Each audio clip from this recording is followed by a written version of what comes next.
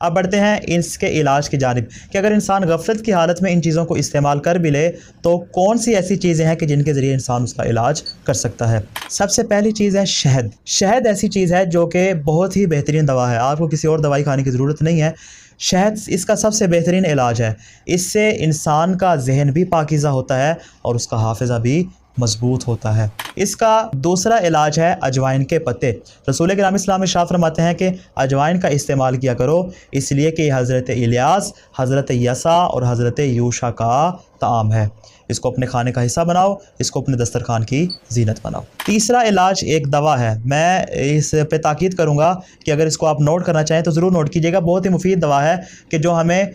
صادق آل محمد امام جعفر صادق علیہ السلام نے بیان فرمائی کہ جب کسی نے کہا کہ مولا آپ ہمیں اتنی احادیث بیان کرتے ہیں، آپ ہمیں اتنا علم بیان کرتے ہیں، مولا ہمارا حافظہ اتنا مضبوط نہیں ہے، آپ ہمیں کوئی ایسا طریقہ بیان کریں کہ ہم اپنے حافظے کو مضبوط کر لیں۔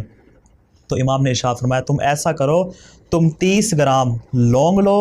اور 30 گرام ہی گوند چنا یعنی جس کو ہم کمر کس کہتے ہیں وہ لو، 30 گرام لونگ 30 گرام کمر کس، اور دونوں کو اچھی طرح ملا کر پیس لیا جائے، پھر روزانہ تھوڑی سی مقدار آدھا چمچ یا آدھے سے تھوڑا سا زیادہ چمچ جو ہے وہ اس کو پانی کے ساتھ کھا لیا جائے، انشاءاللہ نسیان کی بیماری دور ہو جائے گی اور حافظہ بھی مضبوط ہوگا۔ چوتھا علاج ہے کشمش۔ روایت میں ہے کہ جو شخص یہ چاہتا ہے کہ اس کا حافظہ محفوظ رہے اور جو چیز بھی وہ یاد کرتا ہے اس کے ذہن سے باہر نہ نکلے تو اسے چاہیے کہ روزانہ تقریباً 30 گرام کے وزن کے برابر کشمش پانی کے ساتھ کھائے، یہ چیز انشاءاللہ اس کے حافظے کو مضبوط سے مضبوط تر بنا دے گی۔ آخری چیز یہ ہے کہ انسان ایک ادرک لے، اس ادرک کے 3 ٹکڑے کرے اور 3 ٹکڑے کر کے اس کو شہد کے ساتھ